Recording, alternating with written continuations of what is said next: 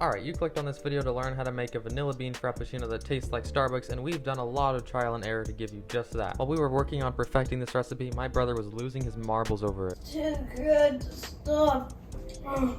First, start off by adding 2 cups of ice to your blender, then 1.5 cups of milk. And I know this sounds tedious, but measure exactly 1.5 cups of ice cream. Literally smash it in a measuring cup. Make sure you use Breyer's ice cream. We've tried another ice cream and it did not taste nearly as good.